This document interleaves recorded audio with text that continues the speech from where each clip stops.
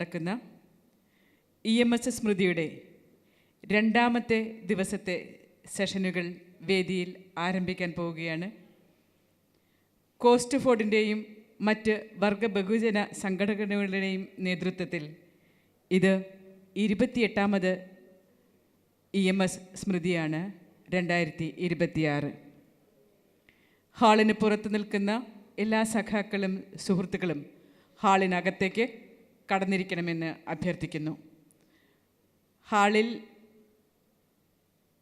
സീറ്റുകളിൽ അവിടെ മാറിയിരിക്കുന്ന സഖാക്കൾ സുഹൃത്തുക്കൾ മുൻനിരയിലേക്ക് കയറിയിരിക്കണമെന്നും അഭ്യർത്ഥിക്കുകയാണ്. ഹാളിലെ സീറ്റുകളിൽ ചിന്നിച്ചിതറിയിരിക്കുന്ന എല്ലാവരും ഹാളിൻ്റെ മുൻനിരയിലുള്ള കസേരകളിലേക്ക് കടന്നിരിക്കണമെന്ന് അഭ്യർത്ഥിക്കുന്നു. ഹാളിന് പുറത്ത് നിൽക്കുന്ന എല്ലാവരും ഹാളിനകത്തേക്ക് കടന്നിരിക്കേണ്ടതാണ്. വിശിഷ്ട അതിഥികൾ എത്തിത്തുടങ്ങിയിട്ടുണ്ട്.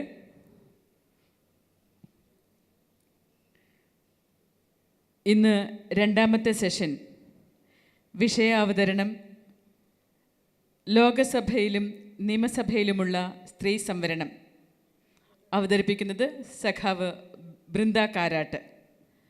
പ്രതികരണം നടത്തുന്നത് കവി വിജയരാജ മല്ലിക. സഖാവ് ഉഷ പ്രഭുകുമാർ, സഖാവ് മേരി തോമസ്, സഖാവ് സുനീഷ് എന്നിവർ ഇന്നത്തെ സെഷനിൽ പങ്കെടുക്കുന്നു.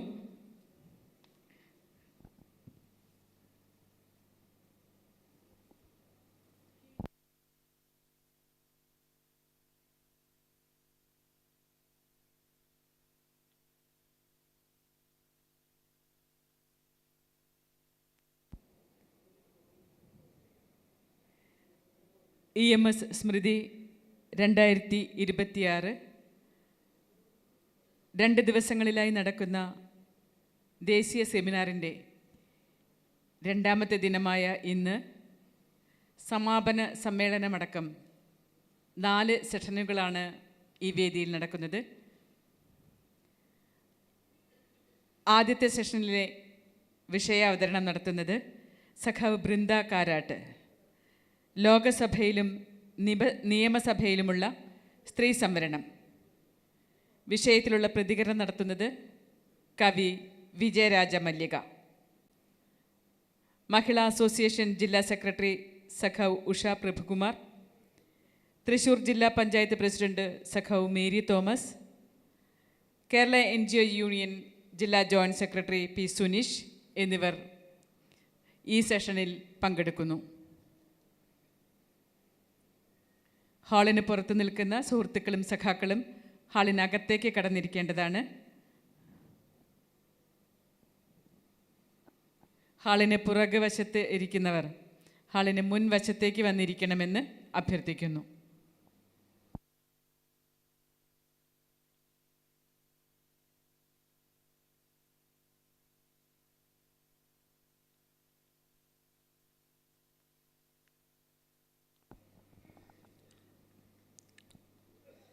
EMS സ്മൃതി 2026 ദ്വിദിന ദേശീയ സെമിനാർ. രാഷ്ട്രീയം, മതം, സംസ്കാരം.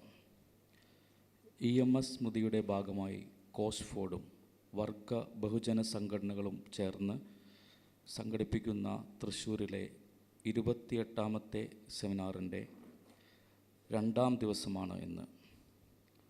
സംവാദങ്ങളുടെയും കൂട്ടിച്ചേർക്കലുകളുടെയും തിരിച്ചറിവിൻ്റെയും ഈ വേദിയിൽ ഇന്നത്തെ ആദ്യ സെഷനിൽ ലോകസഭയിലും നിയമസഭയിലുമുള്ള സ്ത്രീ സംവരണം ആസ്പദമാക്കിയുള്ള വിഷയാവതരണമാണ് സംഘടിപ്പിച്ചിട്ടുള്ളത്. ഈ സെഷനിൽ വിഷയാവതരണം നടത്തുന്നത് വർഗ സമരമുഖങ്ങളിലെ നേതൃത്വ സാന്നിധ്യമായി ജ്വലിച്ചു നിൽക്കുന്ന CPM നേതാവ് സഖാവ് ബൃന്ദ കാരാട്ട്. ഈ സെഷന് അധ്യക്ഷത വഹിക്കുന്നത് തൃശ്ശൂർ ജില്ലാ പഞ്ചായത്ത് പ്രസിഡന്റ് സഖാവ് മേരി തോമസ്. അനുബന്ധ പ്രതികരണങ്ങൾ പങ്കുവയ്ക്കുന്നത് കവി വിജയരാജ മല്ലിക. വേദിയിൽ മഹിളാ അസോസിയേഷൻ ജില്ലാ സെക്രട്ടറി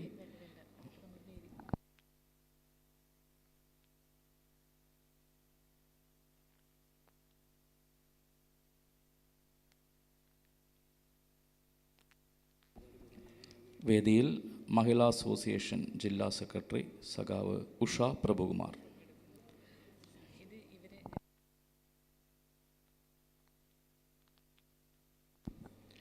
വിശിഷ്ടാതിഥികളെ വേദിയിലേക്ക് സാദരം ക്ഷണിച്ചുകൊള്ളുന്നു.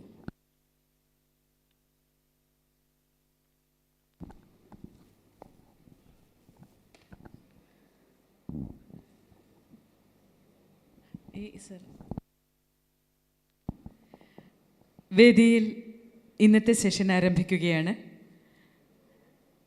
വിശിഷ്ട അതിഥികളായ സഖാവ് ബൃന്ദ കാരാട്ട്, കവി വിജയരാജ മല്ലിക, സഖാവ് ഉഷ പ്രഭുകുമാർ, സഖാവ് മേരി തോമസ്, സഖാവ് പി സുനീഷ് എല്ലാവരെയും വേദിയിലേക്ക് സ്നേഹാദരത്തോടെ ക്ഷണിച്ചുകൊള്ളുന്നു.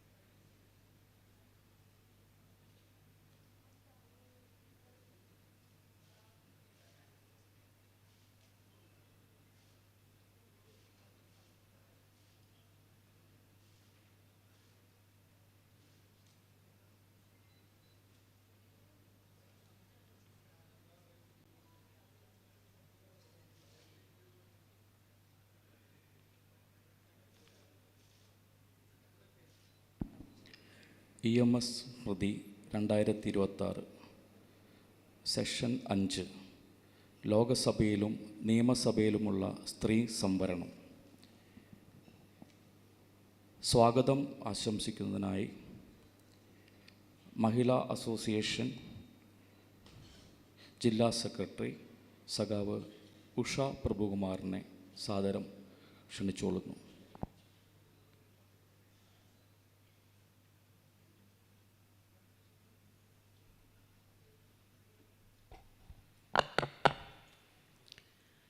Ems Smrithi 2026 ജൂൺ 13-14 തീയതികളിലായി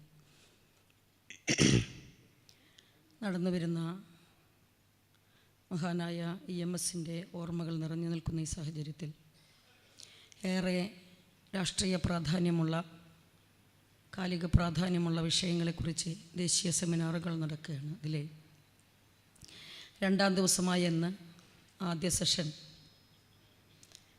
വനിതാ സംവരണം, അതിൻ്റെ രാഷ്ട്രീയമായ തന്ത്രങ്ങളും ഇന്നത്തെ സാമൂഹ്യ പശ്ചാത്തലത്തിൽ അതിനുള്ള പ്രാധാന്യവുമൊക്കെയാണ് വിശകലനം ചെയ്യപ്പെടുന്നത്. ഏറെ ചർച്ച ചെയ്യപ്പെടുന്ന ഈ വിഷയം നമ്മുടെ മുന്നിൽ അവതരിപ്പിക്കുന്നത് അതിനേറ്റവും യോഗ്യയായ നമ്മുടെ പ്രിയങ്കരിയായ സഖാവ് ബൃന്ദ കാരാട്ടാണ്. സഖാവ് ഇവിടെയുണ്ട്. അതുപോലെ തന്നെ അധ്യക്ഷത വഹിക്കുന്നതിന് വേണ്ടി ഇവിടെ എത്തിച്ചേർന്നിരിക്കുന്ന നമ്മുടെ പ്രിയപ്പെട്ട സഖാവ് നമ്മുടെ മേരി തോമസാണ്. മറ്റ് പ്രതികരണത്തിന് വേണ്ടി എത്തിച്ചേർന്നിരിക്കുന്നത് കവിയും എഴുത്തുകാരിയുമായ വിജയരാജ മല്ലികയാണ്. അവരടക്കമുള്ള മുഴുവൻ പേരെയും സ്വാഗതം ചെയ്യുക എന്നുള്ളതാണ് എൻ്റെ ഉത്തരവാദിത്വം. മറ്റു വിഷയങ്ങളിലേക്കൊന്നും കടക്കാൻ ഉദ്ദേശിക്കുന്നില്ല. ഏറ്റവും വിശദമായി, ഏറ്റവും ആകർഷണീയമായി, ഏറ്റവും മികവോടെ വിഷയം അവതരിപ്പിക്കാൻ നമുക്ക് കിട്ടിയിട്ടുള്ള പ്രിയപ്പെട്ട സഖാവ് വൃന്ദാക്കാരാട്ടിനെ warmly welcome our distinguished speaker കമ്രേഡ് വൃന്ദാക്കാരാട്ടീസ് welcomes to our programme. മറ്റേ ഇവിടെ എത്തിച്ചേർന്ന എല്ലാവരെയും ഒറ്റവാക്കിൽ സ്വാഗതം പറഞ്ഞുകൊണ്ട് നമ്മുടെ വിഷയത്തിലേക്ക് നേരിട്ട് കടക്കാനായി സാഹചര്യമൊരുക്കുകയാണ്. അധ്യക്ഷ പദവി ഏറ്റെടുക്കുന്നതിന് വേണ്ടി പ്രിയപ്പെട്ട സഖാവ് മേരി തോമസിനെ സ്വാഗതം ചെയ്യുകയാണ്. അതുപോലെ തന്നെ നേരത്തെ പറഞ്ഞ പോലെ നമുക്കൊക്കെ ഏറെ പരിചിതയായിട്ടുള്ള സഖാവ് വിജയരാജ മല്ലികയുണ്ട്. സഖാവ് ഇതിനെക്കുറിച്ച് നന്നായി സംസാരിക്കാൻ തയ്യാറായി വന്നിട്ടുള്ളതാണ്. ബിന്ദു ടീച്ചറായിരുന്നു ഇവിടെ പങ്കെടുക്കേണ്ടത്. ആ സഖാവിനെ എത്തിച്ചേരാനായിട്ടില്ല. സാന്നിധ്യത്തിൽ നമ്മൾ ഈ സെഷൻ ഏറ്റവും ആകർഷണീയമായി ഏറ്റവും വിപുലമായി ഏറ്റെടുത്തുകൊണ്ട് വിജയിപ്പിക്കേണ്ടതുണ്ട്. ഇവിടെ എത്തിച്ചേർന്ന എല്ലാവർക്കും 2 ദിവസമായി ഈ പരിപാടിയിൽ പങ്കെടുത്തുകൊണ്ടിരിക്കുന്ന മുഴുവൻ പ്രവർത്തകരെയും പ്രതിനിധികളെയും സ്നേഹപൂർവ്വം സ്വാഗതം ചെയ്തുകൊണ്ട് അധ്യക്ഷ പദവി ഏറ്റെടുക്കുന്നതിന് വേണ്ടി പ്രിയപ്പെട്ട സഖാവ് മേരി തോമസിനെ ക്ഷണിച്ചുകൊണ്ട് നിർത്തുന്നു. സെഷനിൽ അധ്യക്ഷയായ തൃശ്ശൂർ ജില്ലാ പഞ്ചായത്ത് പ്രസിഡന്റ് സഖാവ് മേരി തോമസിനെ അധ്യക്ഷ പ്രസംഗത്തിനായി സ്നേഹപൂർവ്വം ക്ഷണിച്ചുകൊള്ളുന്നു.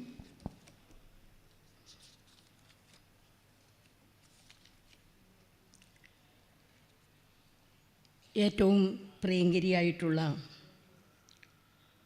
സഖാവ് വൃന്ദ കാരാട്ട്, CPMൻ്റെ നേതാവ്,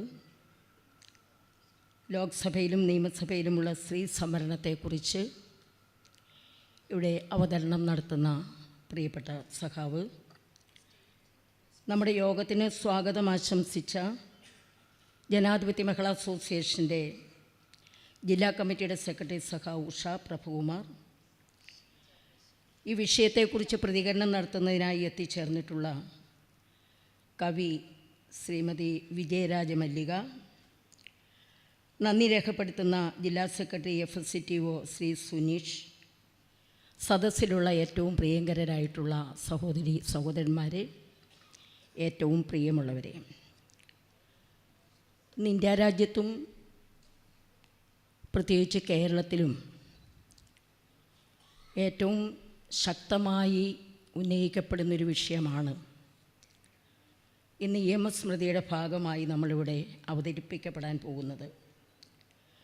ലോക്സഭയിലും നിയമസഭയിലും സ്ത്രീകൾക്ക് 33% സംവരണം കാലങ്ങളായി മഹിളാ സംഘടനകളും ഇടതുപക്ഷ പ്രസ്ഥാനങ്ങളും ആവശ്യപ്പെടുന്നൊരു കാര്യമാണ്. 2023 അതിൻ്റെ ഭാഗമായി ഇന്ത്യൻ പാർലമെൻറ്റ് പാസ്സാക്കിയിട്ടുള്ള നാരീശക്തി വന്ദൻ അധിനിയം എന്നുള്ള ഒരു പദ്ധതിയുടെ ഭാഗമായി സ്ത്രീകൾക്ക് 33% സംവരണം ഉറപ്പാക്കും എന്നുള്ള പ്രഖ്യാപനമാണ് കേന്ദ്ര ഗവൺമെൻറ്റിൻ്റെ ഭാഗത്തു നിന്ന് നമുക്ക് കേൾക്കാൻ വേണ്ടി കഴിഞ്ഞത്. പക്ഷേ അത് പാസ്സാക്കുന്നതിന് കേന്ദ്ര ഗവൺമെൻറ് നടത്തിയിട്ടുള്ള ചില ഉപാധികൾ, അതാണ് ഇന്ന് ഇന്ത്യ രാജ്യത്താകമാനം ചർച്ച ചെയ്യപ്പെടുന്ന വിഷയം എന്നുള്ളത്. പ്രത്യേകിച്ച് സെൻസസുമായി ബന്ധപ്പെട്ടുകൊണ്ടും ഡീലിമിറ്റേഷനുമായി ബന്ധപ്പെട്ടുകൊണ്ടും ചില സുപ്രധാനമായ തീരുമാനങ്ങൾ എടുത്തുകൊണ്ട് ഇപ്പോൾ 543 അംഗങ്ങളുള്ള ഇന്ത്യൻ പാർലമെൻറ്റിൽ ഇതിൻ്റെ എല്ലാം ഭാഗമായി 850ഓളം സീറ്റുകൾ വർദ്ധിപ്പിച്ചുകൊണ്ട് സ്ത്രീകൾക്ക് 33% സംവരണം നൽകാം എന്നുള്ളൊരു തീരുമാനമായിരുന്നു കേന്ദ്ര ഗവൺമെൻറ് എടുത്തിട്ടുള്ളത് എന്ന് നമുക്കറിയാം. പക്ഷെ അത് ചർച്ചയ്ക്ക് വന്നപ്പോൾ ഇടതുപക്ഷ പ്രസ്ഥാനങ്ങളും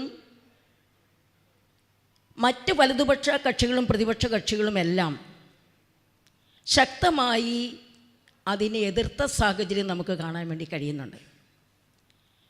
ഒരുപക്ഷെ പലരും തെറ്റിദ്ധരിക്കപ്പെട്ടു, എന്തുകൊണ്ടാണ് ഇടതുപക്ഷ പ്രസ്ഥാനങ്ങളും അതുപോലെ തന്നെ പ്രതിപക്ഷ പാർട്ടികളുമൊക്കെ ഇതിനെ എതിർക്കുന്നത് എന്നുള്ള ഒരു സംശയം ഉയർന്നു വന്നു എന്നുള്ളതാണ്. യഥാർത്ഥത്തിൽ ഇന്ത്യ രാജ്യത്ത് അധികാരത്തിലിരിക്കുന്ന RSS നയിക്കുന്ന NDA സർക്കാർ മധ്യപ്രദേശ്, ഉത്തർപ്രദേശ്, ബീഹാർ, രാജസ്ഥാൻ തുടങ്ങി കൂടുതൽ അംഗങ്ങളുള്ള പാർലമെൻറ്റ് മണ്ഡലങ്ങൾ കേന്ദ്രീകരിച്ചുകൊണ്ട് കൂടുതൽ അംഗങ്ങളെ അവർക്ക് ലഭിക്കുന്നതിനാവശ്യമായിട്ടുള്ള നിലപാടുകൾ എടുത്തുകൊണ്ടാണ്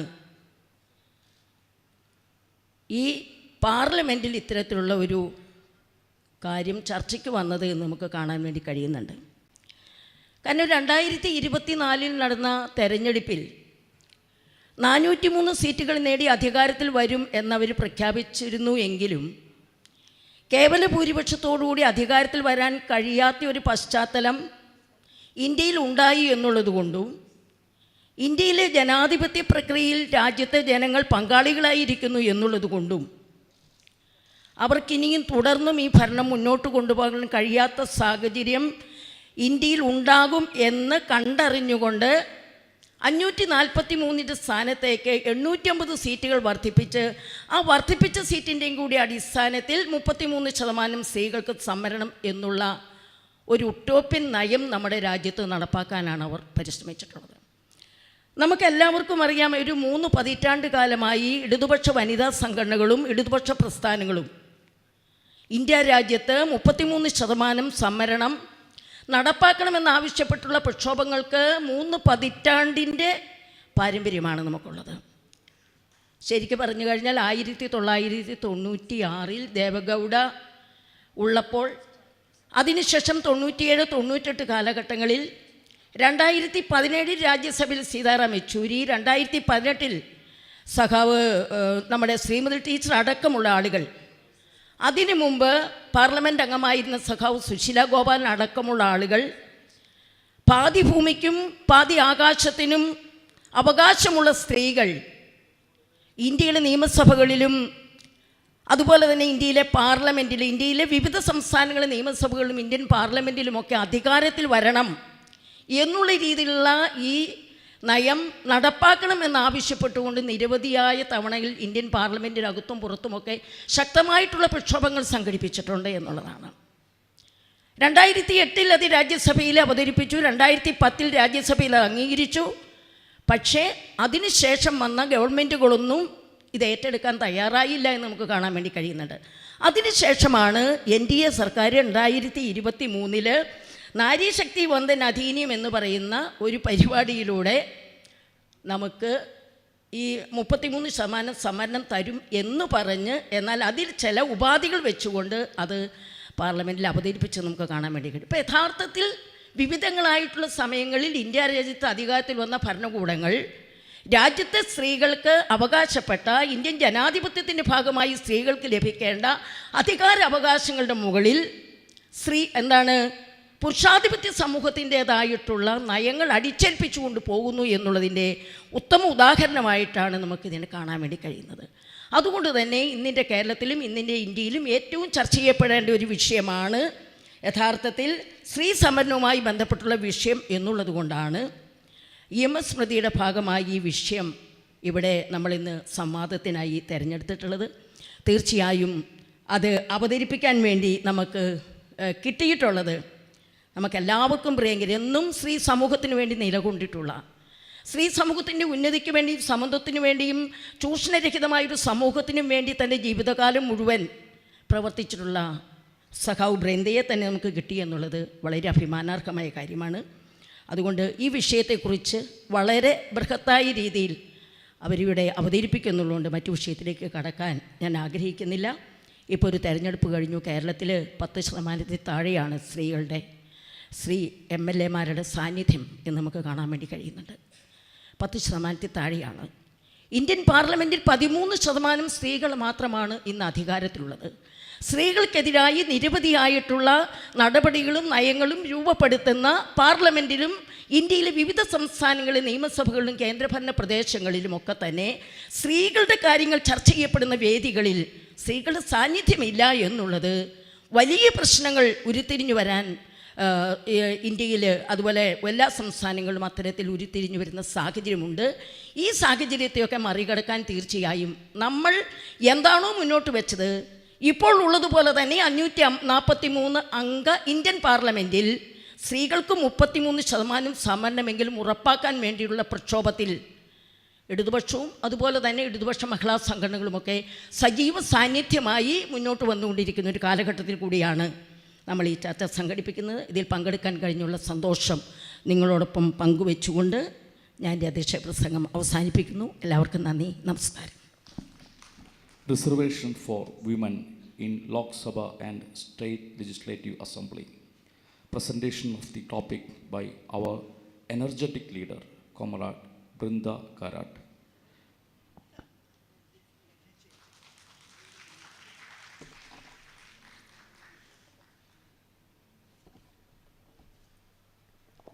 Thank you so much.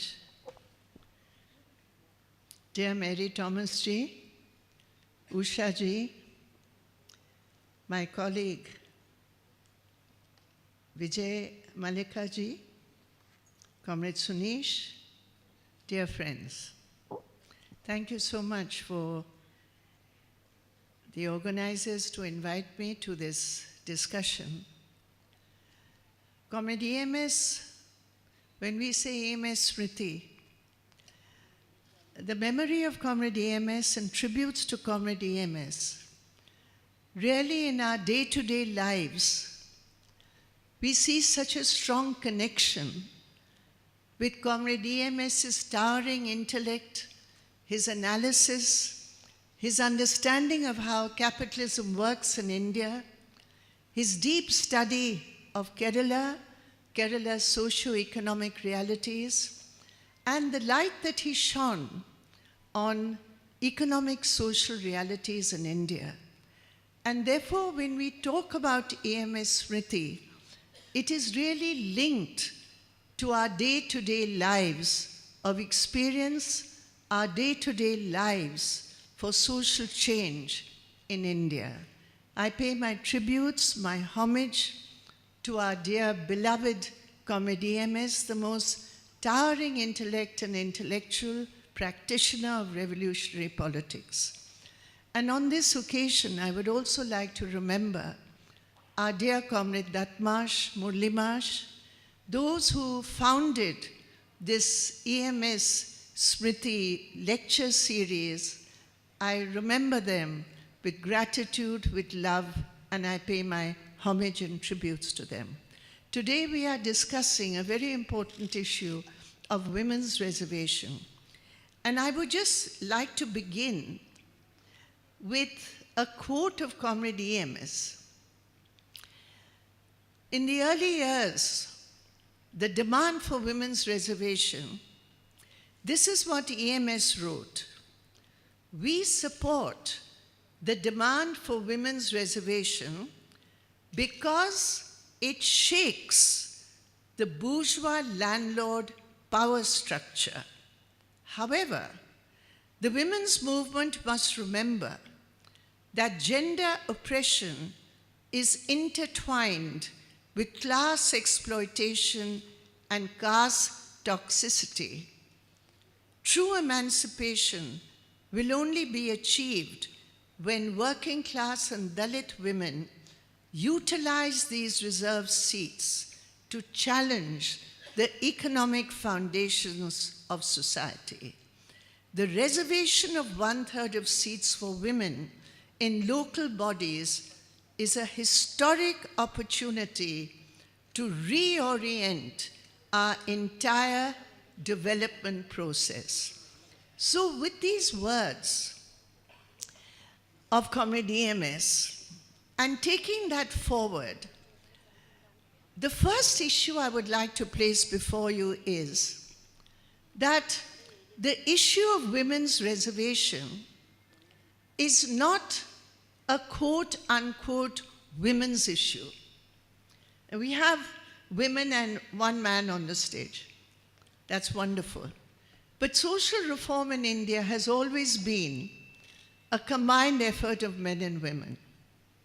The problem is when it comes to political structures in our country, in party-based systems, the ability to change those systems and what Ems described as bourgeois landlord structures, it does not just concern bourgeois landlord power structures, but how those power structures are reflected in politics.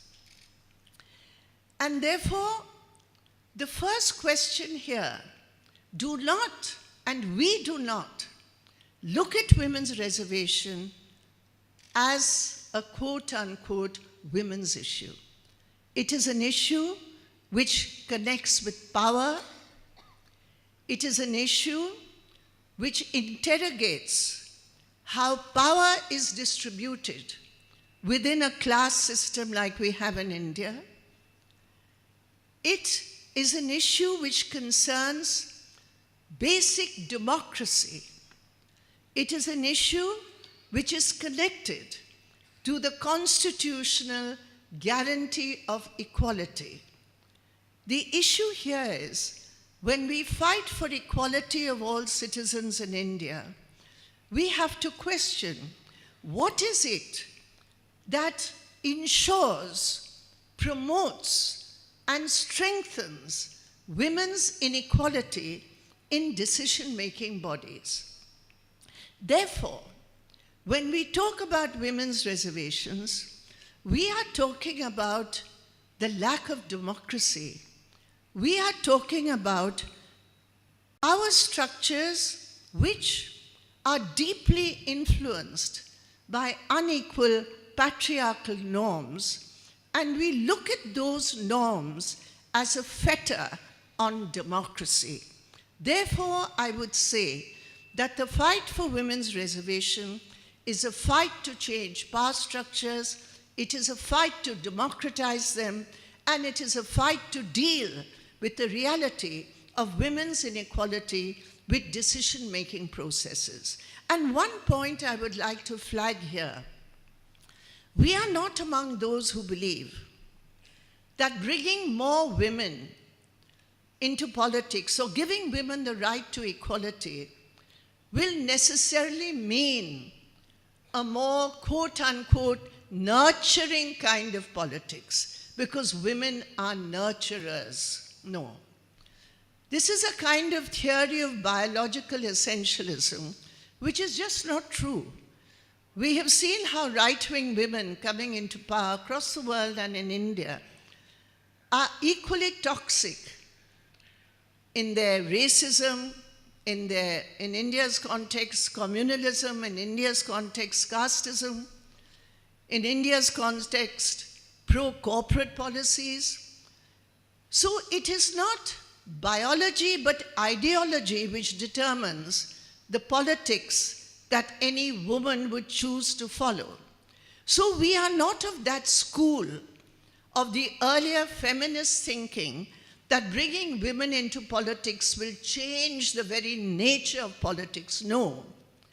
But what we are saying is that keeping women out of politics is an assault on the right of equality in every sphere of public life. Of course, the domestic sphere too, but that's not our topic today. So this is the framework in which we place the issue of women's reservation. And I will repeat, it is a constitutional guarantee, it is to change power structures, and it is to ensure equality, a basic feature of any secular democratic republic, which is what we say that India is. Therefore, when we look at the situation today, and we look at the context of women's reservation today, there is a context. And center to that context is the reality that it is women, although it is not a women's issue, but being directly affected, it is women, women's struggles, women's movements, and women's organizations who have spearheaded this struggle for women's reservation. In 1975 to during the emergency, there was a seminal report called Women's Status in India Today, headed by the very well-known founder of women's studies in India, Dr. Veena Mazumdar. And she, across political parties, had met women in trade unions, in parties, in women's organizations.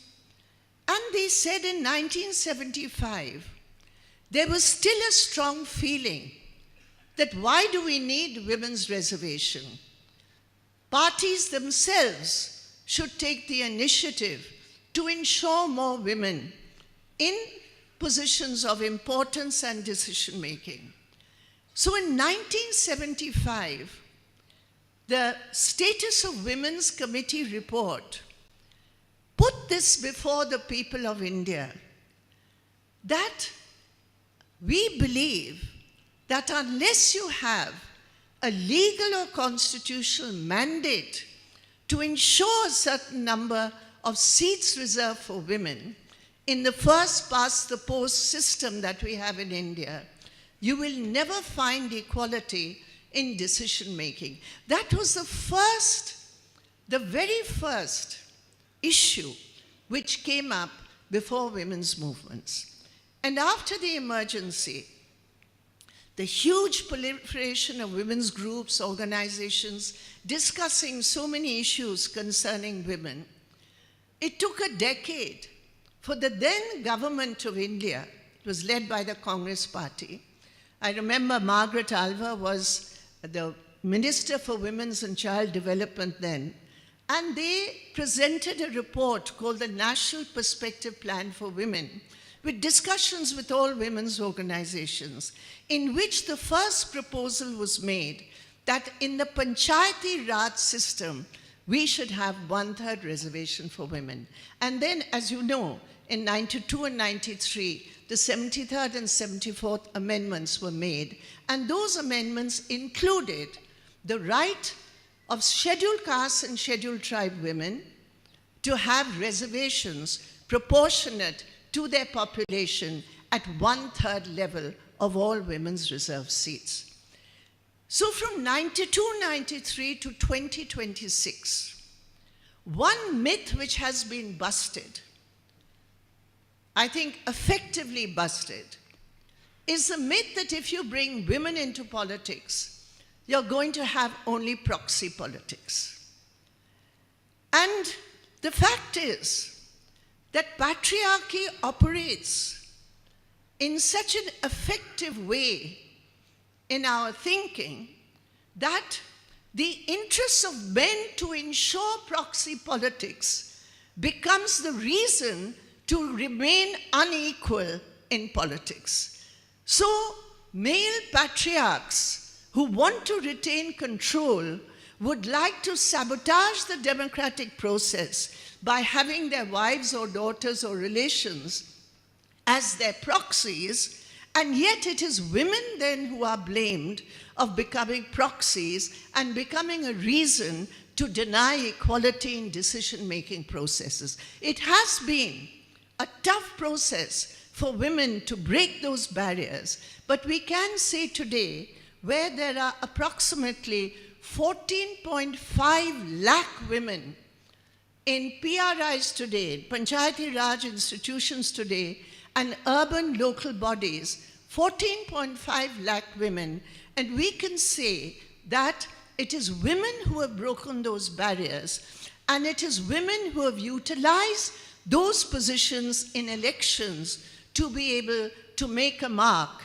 And today, across India, we find that it is women who have challenged the power structures in rural India and effectively buried, to a great extent, I won't say entirely and completely and totally, but certainly to a substantial and substantive extent, the question of proxies in politics. Of course, we have proxies in politics. It's not just women. We have corporate proxies in politics.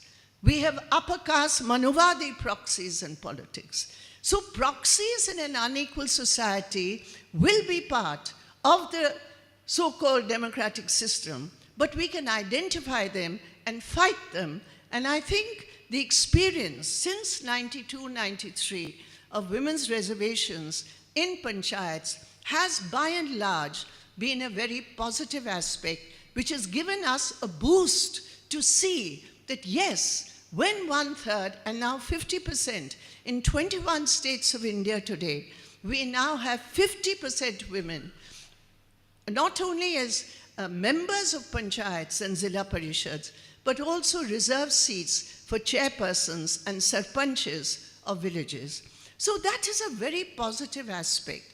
I think after India's remarkable decision right at the beginning of independence to ensure adult equal franchise for men and women, which was a landmark for the whole world, I think the passage of the 1/3 reservations in panchayats has also set a kind of world record as far as the experience of women in decision-making bodies is concerned. So these are very positive aspects of how we in India have tried to strengthen parliamentary democracy at the panchayat and local body level. So what is the gap? How is it that although we have 14.5 lakh women who are doing very good work at the local levels, how is there such a huge gap?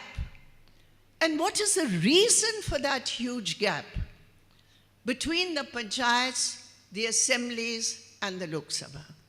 Now today we know very well that in the year 2026, we are living in a world and a country where we are looking at a blatant and naked takeover of parliamentary democracy, its rules, its regulations, by corporates. I would say India today is in danger of becoming a corporate-led parliamentary democracy. And this inequality of wealth, of power, of pushing of the interests of capitalism and the corporate classes, I believe this is the single biggest danger to Indian democracy today. So when we talk about democratization and when we talk about gender inequality in politics, we have to place it in the real world today, which is a world in which the ruling government of the BJP RSS is pushing a form of democracy which is on the one hand corporate-led democracy and on the other hand communal-led democracy, in which the agenda of changing the very basis of democracy in India, we are looking at the grave authoritarian measures, authoritarian methods which are being used today by the government in power. So when we talk about women's reservation, we are not looking at a blank canvas. We are looking at the 2026 canvas, where the balance of social relations is clearly in favor of the rich, the wealthy, an upper casteist Manuvadi framework. And it is in such a canvas that we look today at the long-standing issue of women's reservation. Today, I would say that in independent India, perhaps the longest democratic struggle which has been waged in independent India has been the struggle on the issue of women's reservation. And as you know, it was in 1996 under the United Front government. Today we hear many leaders of different parties, including the Congress party, who claim the legacy of the issue of women's reservation. We need to remember today that it was the United Front government under Deve Gowdaji who took the decision just 3 years after the introduction of the 73rd and 74th Amendment in 1996 to bring the issue of women's reservation to Parliament through the first draft of the first bill. And it had been discussed with all the partners. And that bill would have been passed in 1996. What stopped it? What prevented it? Who was the first voice against women's reservation? It was the Bharatiya Janata Party. It was the BJP MPs who took the issue of OBC reservation to prevent the passage of the bill. At that time, the United Front government, which was supported by the left, we took a very clear stand, and that stand has remained from 1996 to 2026. We say where there is vertical and horizontal reservation, that means where there is reservation for any particular community in India, that reservation will automatically apply to women of that community. Constitutionally, we have reservations for SCs and STs. As specific, I'm not going into the history of that. After a great deal of struggle, led by Baba Saheb Ambedkar, later on, it became translated into the constitutional guarantee for reserved seats for SCs and STs. In the panchayats, there are in many states reserved seats for OBCs, men and women. And therefore, in such states at the panchayat level, where there are reservations for OBCs, as a community, there are special 1/3 reservation for OBC women. So the constitutional and legal arrangement is that where you have reservation for any specific community, that reservation will automatically apply to a special provision of women of that community. So in 1996, the left took a strong position that, yes, we have no objection at all to reservation as a category for socially oppressed communities. But the question here is there reservation for OBCs as a block of OBCs in India? No.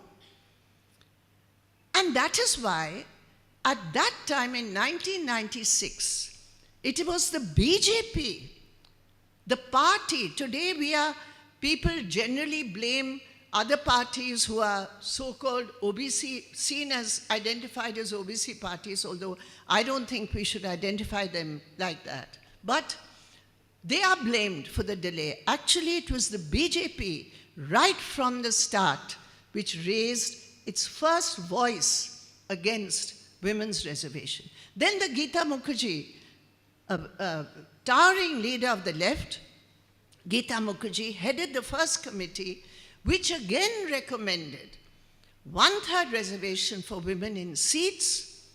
And on the OBC question, that committee recommended, as and when OBCs get reservation, if that is what the Constitution decides, if that is what OBC communities demand, then certainly OBC women will also have a reservation within the reservation. From 1996, at every stage, and I can say this based on facts, at every stage, it was the Bharatiya Janata Party in the RSS, because the RSS held, you know, that infamous statement of Mohan Bhagwat of the RSS, who said, if women are going to go out in public places, who is going to look after the children? And women's main role is as mother of a child. We don't need Bhagwatji to tell us about mothers and children. We certainly don't need Bhagwatji to give us that advice. But this kind of understanding at that time, now of course, at the pressure of women's organizations, public statements by the RSS leaders may change. But the kernel and core of the opposition was not just patriarchal power, it was also the issue of if women come into public spaces, it is not only, as Comrade EMS had stated, a shake-up of bourgeois landlord power structures, it is also a shake-up within the home itself. Within the so-called ideal Sanatani family. This was their understanding. Women, I mean, there's no end to the work that women do. I mean, if we had that topic, I could go on endlessly. And the work that women do has been valued. If you monetize the value of the unpaid work that women do, it comes to around 6% of our GDP, according to the State Bank of India survey. Recently, the Supreme Court has said that a woman homemaker, her work should be valued as a minimum of 30,000 rupees a month. Anyway, it's worth much more than 30,000 rupees. But anyway, even going by that, so what I'm saying is, we don't need RSS's ideology to understand the social realities of India today. And to use those unequal social realities in the domestic sphere to prevent women coming into the public space in the name of the preservation of the so-called ideal Indian family, that is something which has dogged like a shadow the discussions on the Women's Reservation Bill. And that is one of the reasons that right from the start, in 1996 to 2026, we have seen how it is this, added to other parties also. I'm not saying they are doodh ka dhula hua, washed with milk and purified. No, I'm not saying that. But I'm saying politically at every stage, there was opposition to it. And I myself, personally, in the year 2000, there was a debate. Our MP Premajam was there from Badagara at that time as a member of parliament in that year. I remember it. Comrade Basudev Acharya was our leader at that time in the Lok Sabha. And there was a huge dharna outside parliament by all women's organizations, including ADWA. At that, I looked up the parliamentary records, and I found it was in August. At that time, Premajam had raised the issue in Parliament, why is the BJP not bringing the Women's Reservation Bill? And Pramod Mahajan, the late Pramod Mahajan, answered that question with the words, there is no consensus. Since 2000, we have heard this echo at every time it was raised in Parliament. There is no consensus. For social reform, is there ever a consensus? For any legislation which breaks the existing unequal status quo, is there ever consensus? Have any of these ruling parties ever bothered about consensus? For class-based legislations they want to push. Was there consensus on the 4 labor codes? Was there consensus on the agricultural bills? Was there ever a consensus on the state's reorganization at that time? Never. So consensus is a word which is used by ruling parties to refuse to accept the necessity for social reforms in politics. But it is this which ultimately sabotaged the bill. After the pressure of the left, when we had a good number of MPs in Parliament, it was the left which pushed for the Women's Reservation Bill during the UPA terms. And ultimately, in 2010, for the first time, a decision was taken to move the bill in the Rajya Sabha to coincide with March 8th, International Women's Day, to push the bill and to pass the bill. At that time, I happened to be in the Rajya Sabha and was deeply involved in the entire process. And I can tell you, now Arun Jaitley is no longer with us, but at that time, one section of the BJP, the important, powerful section of the BJP, was dead against the bill. And everything they tried to do in the name of consensus. They had different meetings with the SP, with the RJD, with many parties who they felt may oppose the bill. And the word consensus, two things, consensus and the house must be in order. What does that mean? For anybody who knows the way assemblies and Lok Sabhas pass, if there is a condition that a bill will be passed only when the house is in order, when shant hai, everything is peaceful, that is the green light for 5 MPs to stand up and make a halla gulla and ensure that the house is not in order. So this is what happened that day. I was shocked. Behind me, there was an honorable member of parliament, a young man from Bihar, who smashed his glass on the table, in which his hand got cut.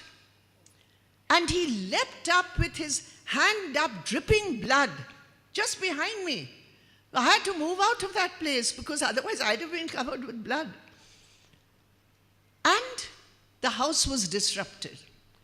I think they stayed overnight in the house. But I must say, where there is a political will, there is a political way. And that political will was displayed not by the ruling alliance, but it was displayed by the chairman of the house, Dr. Hamid Ansari. And it was Dr. Hamid Ansari who insisted that the bill be passed, adopted.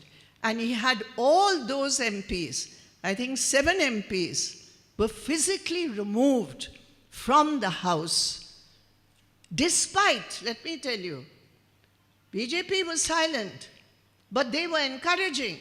And when the staff came to remove those MPs disrupting the house, they were the ones who were raising the slogans against that. Ye Tanashahi and all that. But in any case, that bill was passed in 2010. It's a 5-minute walk from the Rajya Sabha to the Lok Sabha. 5 minutes it takes.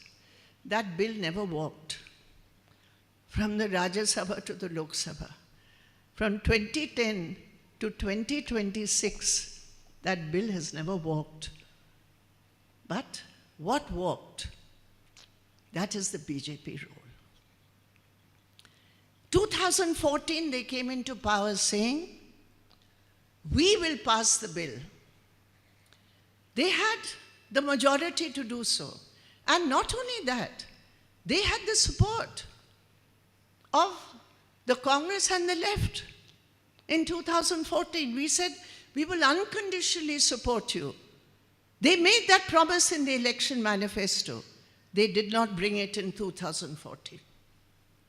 They brought a slew of anti-people bills, but not the women's reservation bill. In 2019, the BJP itself increased its seats from 282 to 303. The NDA itself had a 2/3 majority. What happened? From 2019, why they did not bring the bill? They didn't need any support. For a constitutional amendment, you need 2/3 majority. They had it. Why didn't they bring the bill? What did they do? That is the betrayal. Women, Democrats, democratic-minded citizens of India have supported women's reservation. What did the BJP do in 2023? They brought this so-called Nari Vandan Shakti Adhiniyam. What is Vandan? We don't want reverence. We don't want that kind of reverence. We want equality, we want our rights, not reverence. Rights, not reverence. Reverence will come when women have rights and can exercise those rights. Now, the most dangerous thing about the 2023 Adhiniyam, and after that, the April 2026 failed attempt, we have to understand this, because just as they are saying with Gramji, the act which has replaced Manrega, what do they say? They say, we will give 125 days of work, but no money. We'll give you the work, no money. 40% you raise yourself. What does it mean? No work. This whole year, there is no work. So when you look at a law the BJP brings, you have to see what is the impact of that law. Just as they say 125 days with no money means no work, in the NVSA, so-called women's reservation, what did they do in 2023? They made a promise to women of India, oh, if you have 1/3 now, you will get only 181 seats. But if you bring our bill, we are increasing all the seats. So instead of 181 out of 543, you will get 273 seats out of 850. Women felt, at least some women, oh, what is wrong with this? Instead of 181, we will get 270. Very good thing. In Kerala, now there are 20 seats, that will increase, where we will get only 7 or 8, now we'll get many more. What is the truth? Women's reservation became an instrument in the hands of the Modi government to achieve other aims. What were those aims? 1, delimitation. 2, the census. So in 2023, just before the 2024 elections, where they wanted to get 400 seats, they adopted the Women's Reservation Bill without any discussion with any of the parties. They just brought it. They did not refer to any parliamentary committee, because the aim was to tell women in the 2024 elections, we are going to give you so many seats. So all political parties at that time raised the issue that if you are going to link it to delimitation and the census, first of all, there's no legal, mandatory, unnecessary links you are making. It has never been done. In 2010, when the bill was passed, it was never done. There were no linkages. Why are you bringing the linkages? This is wrong. Don't link. It will delay the bill. But the bill was passed. Except for 2 members, it was passed. Naturally, elections are there. In 2024, they lost, and their figures came down to 240. They don't have a 2/3 majority anymore in parliament. What did they do? Now, this is a dangerous thing. In the meanwhile, the Election Commission took over the job of delimitation in 2 states, Assam and Jammu and Kashmir. And what did they do there? They gerrymandered seats. What does gerrymandering mean? It means when you delimit, that is, redraw the boundaries of a seat, you do it in such a way to favor the ruling party. So say the seat we fought in Assam, Sorbhog seat. In that seat, it's a mixed population. And we have won in all the areas of that seat. What did they do?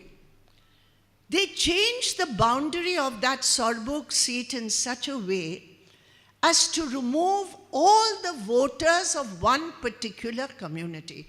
So the seat, instead of being a geographically contiguous area, became a zigzag seat, even crossing the river, to cut out a big section of votes which happened to be minority votes, which the BJP government said will not come to us. So they changed the seat. They did it all across Assam. They did it all across Jammu and Kashmir. They changed the composition of the seats. So that was an exercise which was in the minds of Parliament. When the Modi government tried to link women's reservation as an instrument to actually do a delimitation exercise, which will be in the hands of the government. Second point, the census. In 2026, when everybody knew there's no chance of census being completed, it's only now started. There's no chance of delimitation being completed, only now started.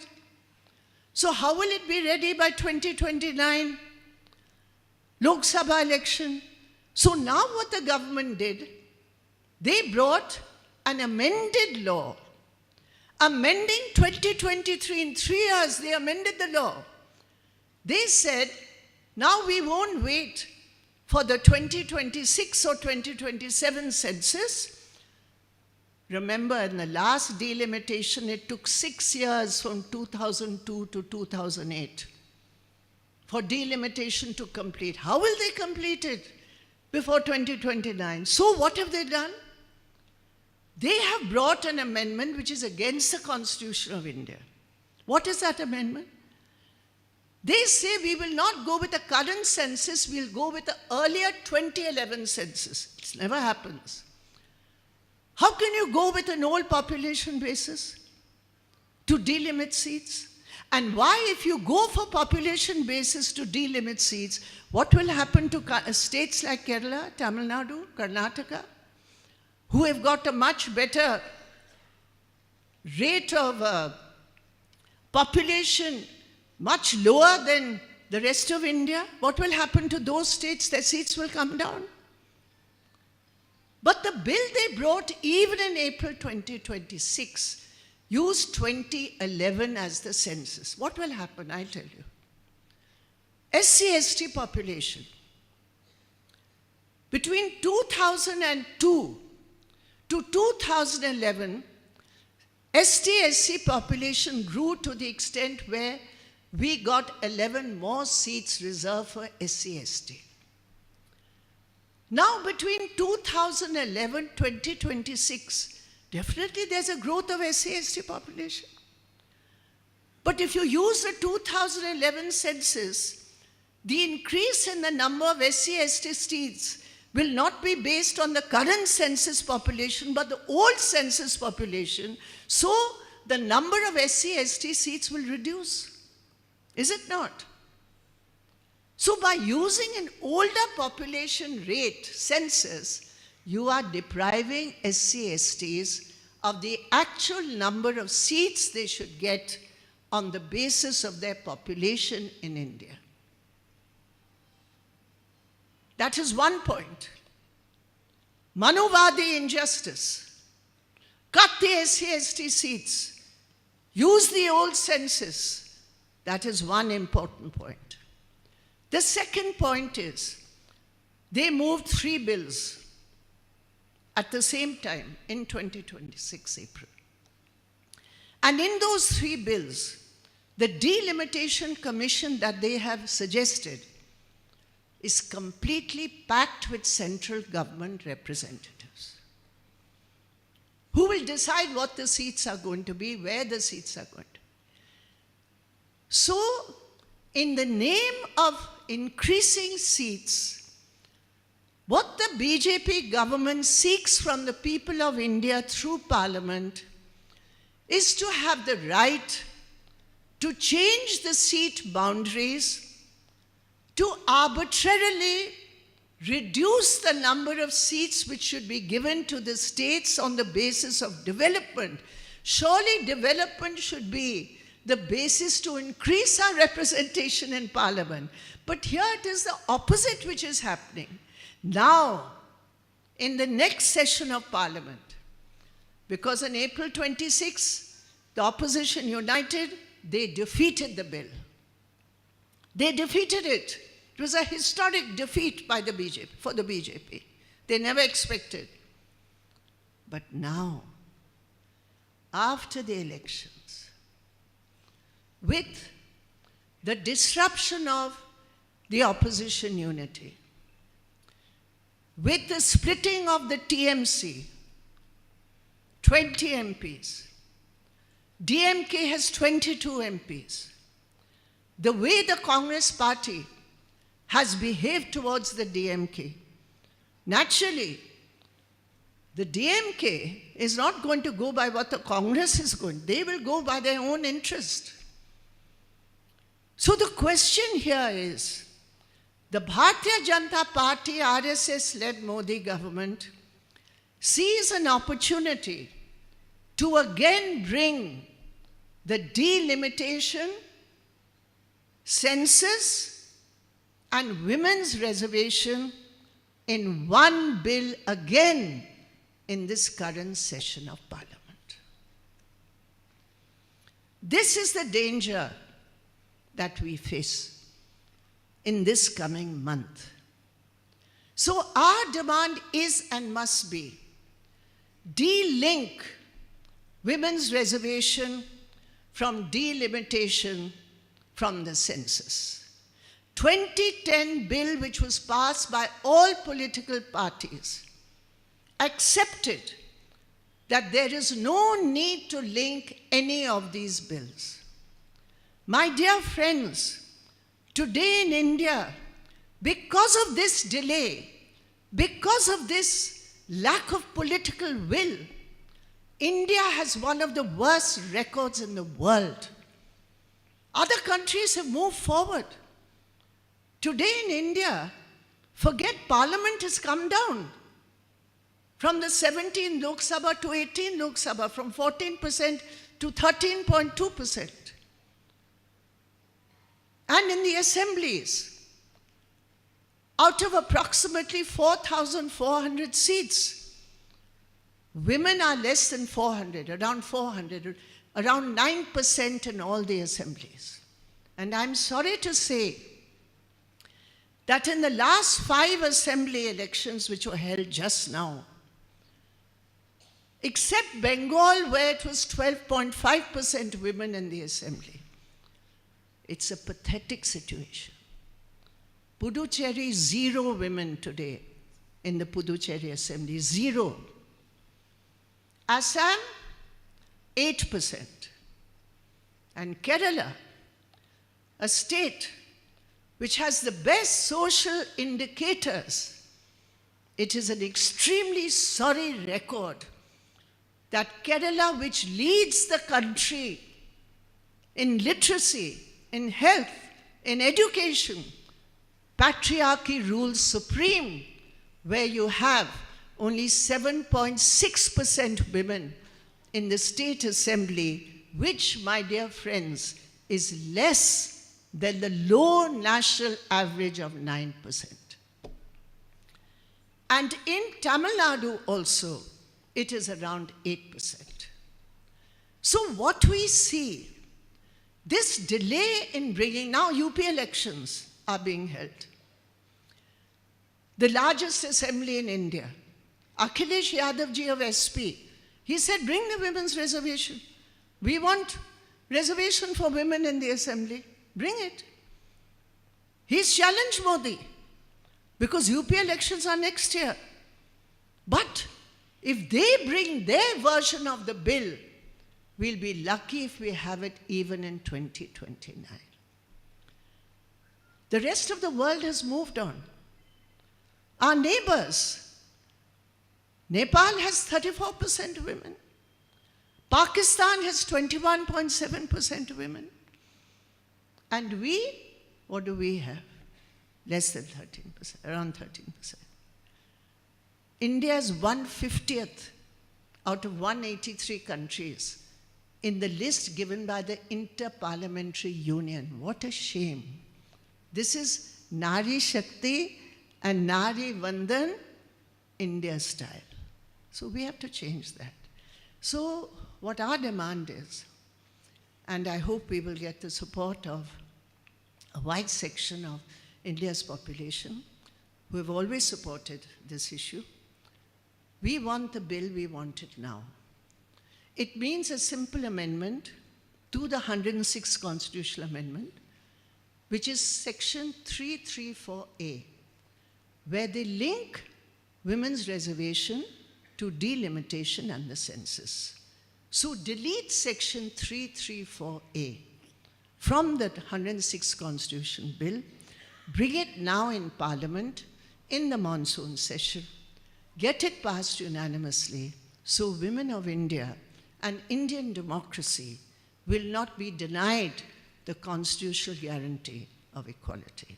So I thank you very much for giving me this opportunity to speak to all of you, and I hope all of us succeed in this endeavor. Thank you. I once again pay my tribute to our beloved leader, our guide, Comrade Ems Smrithi.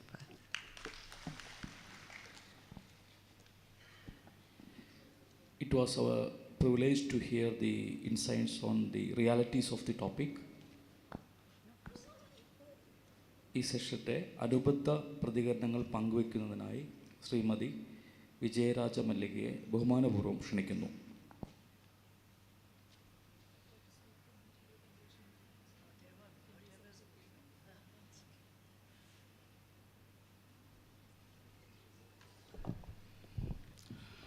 ബഹുമാനിയായ അധ്യക്ഷ,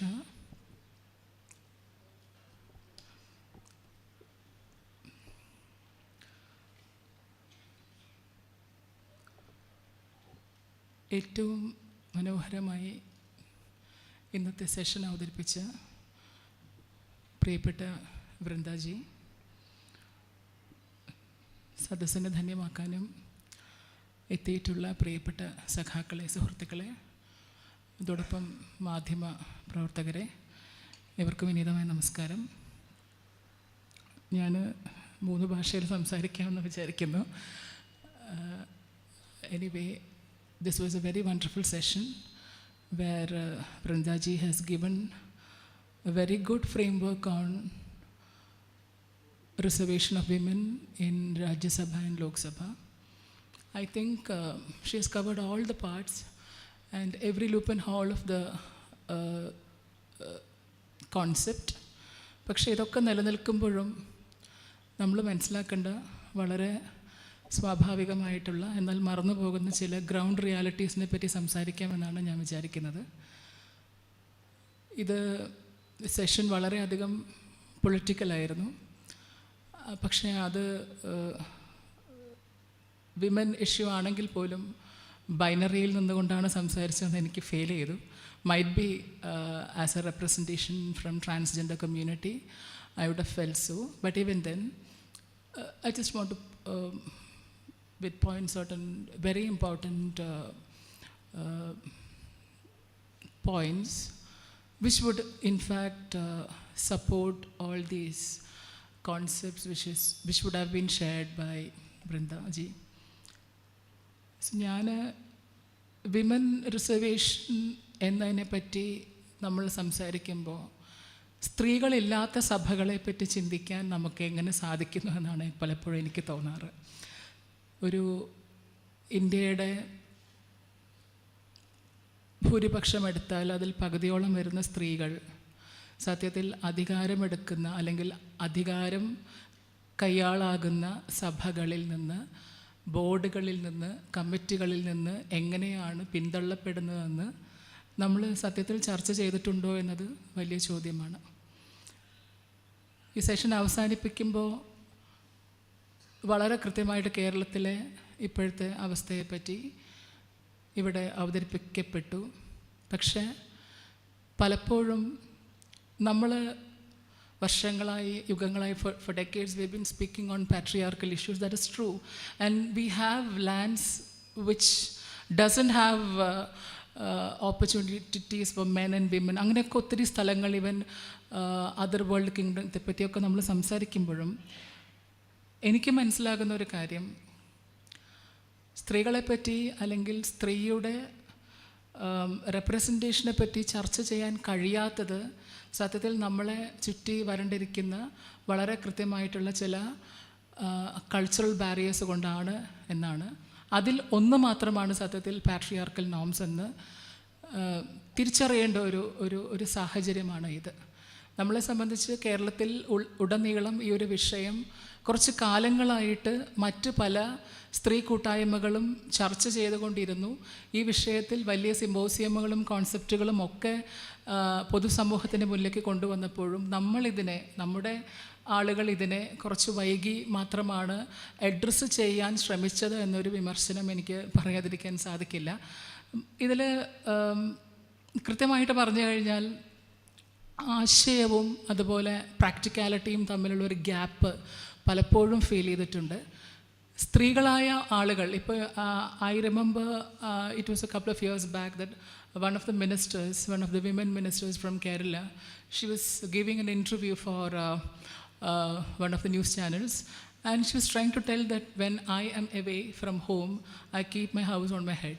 അപ്പം ഞാൻ എപ്പോഴും അതൊരു എന്താ പറയുക, അതിലൊരു വിമർശനം എനിക്ക് തോന്നിയിട്ടുള്ള കാര്യം, while women are out of home, why do they keep their houses on their own head എന്ന് എനിക്ക് പലപ്പോഴും തോന്നിയിട്ടുണ്ട്. കാരണം ഞാൻ അടുക്കളയിൽ കയറിയിട്ടില്ലെങ്കിൽ മറ്റൊരാളത് ചെയ്യേണ്ടതാണ്. കാരണം അത് ഫാമിലിയുടെ ഒരു ഓൺഗോയിങ് പ്രോസസ്സാണെന്നാണ് എനിക്ക് തോന്നിയിട്ടുള്ളത്. ഞാൻ പറയാൻ ഉദ്ദേശിച്ചത് എന്താണെന്ന് വെച്ച് കഴിഞ്ഞാൽ, സാധാരണ ഒരു ഫീമെയിൽ കാൻഡിഡേറ്റ് ഒരു ഇലക്ഷൻ നിൽക്കാൻ തയ്യാറായി വരുമ്പോൾ എത്ര പൊളിറ്റിക്കൽ പാർട്ടീസ് ഫണ്ട് ചെയ്യാൻ തയ്യാറാണ്? It's A question. ഇനി ഒരു സ്ത്രീ മുന്നോട്ട് വന്നാൽ തന്നെ we know what is the kind of social slams which has been given, especially on social media. സ്ത്രീകൾ വളരെ ഇമോഷണലി പുറകോട്ടാണ് എന്നുള്ളൊരു തെറ്റായ ധാരണ നമ്മുടെ സൊസൈറ്റിക്കകത്ത് പടർത്തുന്ന പലതരത്തിലുള്ള ഏജൻസീസ് എന്നും എക്സിസ്റ്റ് ചെയ്യുന്നുണ്ട്. അതിൽ we fund a lot for capacity building programs in Kerala, and of course in Kerala has been a model for all kind of programs. ഞാനിപ്പോൾ ഓർക്കുന്നു, യു പിയിൽ കഴിഞ്ഞ വർഷം പോയ ഒരു പ്രോഗ്രാമിൽ they were asking about the kind of policies which has been implemented in Kerala. They see Kerala as a model for many kind of projects and programs. But why we are still lacking in women reservation is because നമ്മുടെ ഒരു പ്രധാന പ്രശ്നം still we are, as I told you, we are being bound with many kind of cultural and patriarchal notions which has been ruling us. നമ്മളെ വർഷങ്ങളായിട്ട് rule ചെയ്തുകൊണ്ടിരിക്കുന്ന അത്തരം ഒരു issue വലിയൊരു ബാധ്യത തന്നെയാണ്. ശൈലജ ടീച്ചർ മുമ്പ് ചോദിച്ചൊരു ചോദ്യം, പെണ്ണായാലും എന്താ കുഴപ്പം, പെണ്ണൊക്കെ എന്നെ കുറേ എന്നൊരു ചോദ്യം നമ്മുടെ മനസ്സിലൊക്കെ ഇങ്ങനെ ഓർമ്മ വരികയാണ്. പെണ്ണെപ്പോഴും കുറഞ്ഞവളാണ് എന്നുള്ളൊരു ധാരണ. ഇനി പെണ്ണിനെ മാറ്റി വെച്ചാൽ തന്നെ കഴിഞ്ഞ 10 വർഷം നമ്മുടെ നാട് LDF സർക്കാർ ഭരിച്ചു. എന്തുകൊണ്ടാണ് ഒരു ട്രാൻസ്ജെൻഡർ സ്ത്രീ അല്ലെങ്കിൽ ഒരു ട്രാൻസ്ജെൻഡറായ വ്യക്തി നിയമസഭയിലേക്ക് നോമിനേറ്റ് ചെയ്യപ്പെടാതിരുന്നത്? It's a very important question. For the past 10 years, we have been fighting with the government for our horizontal reservations. ഞങ്ങളുടെ ഹൊറിസോണ്ടൽ റിസർവേഷന് വേണ്ടി ഞങ്ങൾ സംസാരിച്ചുകൊണ്ടിരിക്കുകയായിരുന്നു. പക്ഷേ അവസാനത്തെ ക്യാബിനറ്റ് വരെയും അത് എത്തിയില്ല. Why? Because still the people who are ruling the state doesn't have an idea of who a transgender is. Transgender വിഷയത്തിൽ ഇത്രമാത്രം പ്രശ്നങ്ങൾ നിലനിൽക്കുന്നു എന്നത് യാഥാർത്ഥ്യമാകുന്ന എപ്പോഴാണെന്ന് വെച്ചാൽ സ്ത്രീയെ അധികാരത്തിൽ കൊണ്ടുവരാൻ മടിക്കുമ്പോഴാണ് എന്നുള്ള കാര്യം തിരിച്ചറിയേണ്ടതുണ്ട്. ഒരു സ്ത്രീയെ സംബന്ധിച്ച് അവൾ ഒരു അല്ലെങ്കിൽ സ്ത്രീ ഒരു പെണ്ണ് ഒരു സഭയിലേക്ക്, അത് ലോകസഭ ആകട്ടെ അല്ലെങ്കിൽ മറ്റ് ഗവർണിംഗ് കമ്മിറ്റികളാകട്ടെ, അതിലേക്ക് അവൾ കടന്നു വരുമ്പോൾ അവളൊരു വ്യക്തി മാത്രമല്ല, അവളുടെ ജീവിത അനുഭവ പരിസരങ്ങൾ കൂടിയാണ് അതിനോടൊപ്പം കടന്നു വരുന്നത്. ഒരു ഫിഷർമെൻ ഏരിയയിൽ വർക്ക് ചെയ്യുന്ന ഒരു സ്ത്രീയുടെ അനുഭവ പരിസരമാകണമെന്നില്ല ഒരു ആർട്ട് അല്ലെങ്കിൽ ഒരു ഫിലിം വേൾഡിൽ വർക്ക് ചെയ്യുന്ന ഒരു സ്ത്രീയുടെ അനുഭവ പരിസരം. ഒരു സ്ത്രീയെ സംബന്ധിച്ച് അവരാകുന്ന ആ ഒരു സാഹചര്യത്തെ പൂർണ്ണമായും ഉൾക്കൊണ്ടുകൊണ്ട് ഒരു സ്റ്റേറ്റിനെ മുന്നോട്ട് നയിക്കാനുള്ള എല്ലാ കപ്പാസിറ്റീസും ഉണ്ട്. നമ്മളെല്ലാത്തിലും പറയും സ്ത്രീ ഈസ് ഇമ്പോർട്ടൻറ്റ്, സ്ത്രീയാണ് ഇമ്പോർട്ടൻറ്റ്, സ്ത്രീയാണ് ഇതൊരു സ്ത്രീ നയിക്കുന്ന സംസ്ഥാനമാണ്. പക്ഷേ എന്തുകൊണ്ട് അധികാരത്തിലേക്ക് സ്ത്രീയെ കൊണ്ടുവരാൻ ഒരു മനോഭാവം മനുഷ്യർക്ക് സാധിക്കുന്നില്ല എന്ന് ചോദിച്ചാൽ, I just want to make it very clear, it is not biology. It is not biology, or it is not just ideology. It stands on identity. Identity is very important. When I stand as a representative of transgender community and speak for the right of women to be a part of all these decision making committees. ഒരു സംസ്ഥാനത്തിൽ, ഒരു രാജ്യത്തിൽ തീർച്ചയായിട്ടും ഒരു സമൂഹം മുന്നോട്ട് ക്രിയാത്മകമായിട്ട് പോകണമെങ്കിൽ അവിടെ എല്ലാ ജെൻഡേഴ്സിൻ്റെയും റെപ്രസെൻറ്റേഷൻസ് ഉണ്ടാകേണ്ടതുണ്ട്. ആ റെപ്രസെൻറ്റേഷൻസ് ഇല്ലാതെ നമുക്കൊരിക്കലും ഒരു ഡെമോക്രസിയെ പറ്റി സംസാരിക്കാൻ പറ്റില്ല. I believe this is not democracy, rather this is democrazy. It's getting crazy. Why? Because ഒരു വിഭാഗം ആളുകളെ മുന്നോട്ട് കൊണ്ടുവരുന്നതാണ് റിസർവേഷൻ, അല്ലെങ്കിൽ അതാണ് ജനാധിപത്യം എന്ന് നമ്മൾ മനസ്സിലാക്കുമ്പോൾ എന്തുകൊണ്ടാണ് ഇത്രത്തോളം ആഘോഷിക്കപ്പെടുന്ന ഒരു വിഭാഗത്തിൻ്റെ റിസർവേഷനെ പറ്റി, പ്രത്യേകിച്ച് അധികാരത്തിലെ റിസർവേഷനെ പറ്റി നമുക്ക് ചിന്തിക്കാൻ കഴിയാത്തത് എന്നത് തീർച്ചയായിട്ടും ആശയപരമായ സംവാദങ്ങൾക്ക് വഴിയൊരുക്കേണ്ടതാണ്. ഇപ്പോൾ നമ്മൾ ഈ പുതിയ സെൻസസിൻ്റെ വിഷയത്തെ പറ്റി we know what is A kind of political agenda behind this. I thoroughly make it very clear that this is actually a framework which want to reinforce Sanatana Dharma. സനാതന ധർമ്മം എന്ന് പറയുന്ന കോൺസെപ്റ്റിനെ റീഇൻഫോഴ്സ് ചെയ്യാൻ വേണ്ടി മാത്രമാണ് നമ്മുടെ ഒരു പഴയ പൗരാണികമായ സാങ്കല്പികമായ സ്ത്രീ പുരുഷ ആ ഒരു സങ്കല്പത്തെ റീഇൻഫോഴ്സ് ചെയ്യാൻ വേണ്ടി മാത്രമാണ് സത്യത്തിൽ ഇത്തരത്തിലുള്ള ചർച്ചകൾ. അല്ലെങ്കിൽ നമുക്കറിയാം ട്രാൻസ്ജെൻഡർ പ്രൊട്ടക്ഷൻ ആക്ട് അമെൻമെൻറ്റ് കൊണ്ടുവന്നത് ആരെങ്കിലും അറിഞ്ഞോ? ഒരു സുപ്രഭാതത്തിൽ അത് അവതരിപ്പിക്കപ്പെട്ടു, അത് അംഗീകരിക്കപ്പെട്ടു, പിന്നീട് സഭകൾ അത് ഒപ്പിട്ടു, അതൊരു ആക്റ്റായിട്ട് ഇപ്പോൾ വന്നു. ആക്ട് നടപ്പിലാക്കി എന്ന് പറയുമ്പോഴും അതിലെ ഇപ്പോഴും മനസ്സിലാക്കാത്ത ഒരുപാട് കൺഫ്യൂഷൻസ് എക്സിസ്റ്റ് ചെയ്യുന്നുണ്ട്. ട്രാൻസായിട്ട് ഐഡൻറ്റിഫൈ ചെയ്യണോ, സ്ത്രീയായിട്ട് ഐഡൻറ്റിഫൈ ചെയ്യണോ എന്ന് പോലും മനുഷ്യർക്ക് അറിയാത്ത അവസ്ഥകൾ അതിൽ നിലനിൽക്കുന്നതിൻ്റെ കാരണം എന്താണെന്ന് വെച്ച് കഴിഞ്ഞാൽ, നമ്മുടെ അധികാരം കൈയാളുന്ന മനുഷ്യർക്ക് ഐഡൻറ്റിറ്റിയെ പറ്റി, they know what is biology, they have their own political ideology, but they lack in the concepts of identity when it comes to power. ഭരണത്തിലേക്ക് വരുമ്പോൾ അല്ലെങ്കിൽ അധികാരത്തിൻ്റെ ചർച്ചകൾ വരുമ്പോൾ എന്തിന് പെണ്ണിനെ കൊണ്ടുവന്ന് ഇരുത്തണം എന്ന ഒരു തെറ്റായ ധാരണ നമ്മുടെ നാട്ടിൽ ഇന്നും എക്സിസ്റ്റ് ചെയ്യുന്നുണ്ട്.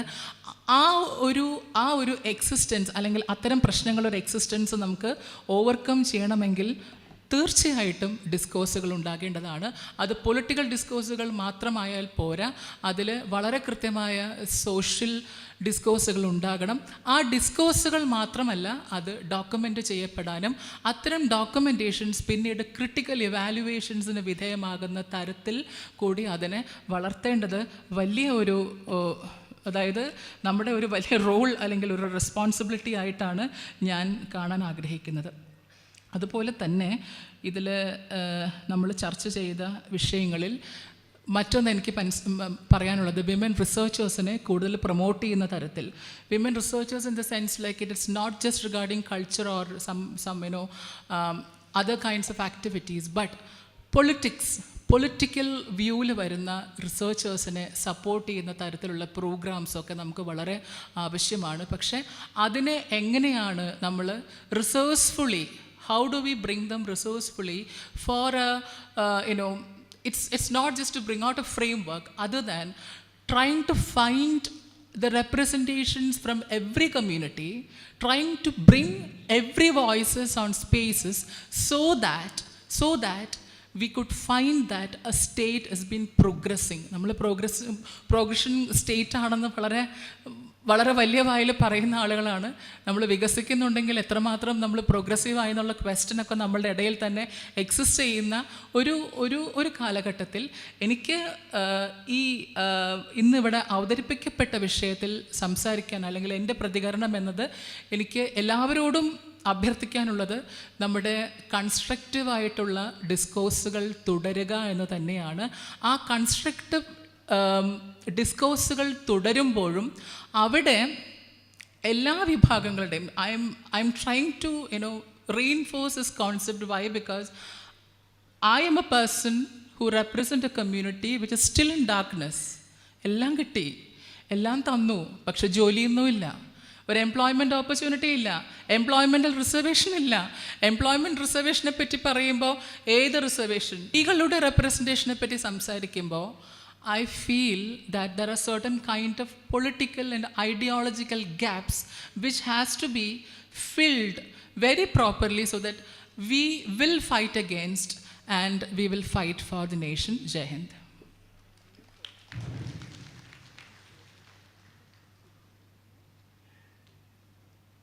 ഈ സെഷന് നന്ദി പ്രകാശിപ്പിക്കുന്നത് NGO യൂണിയൻ ജില്ലാ ജോയിൻറ്റ് സെക്രട്ടറി സഖാവ് പി സുനീഷ്. സഖാവിനെ സാദരം ക്ഷണിക്കുന്നു.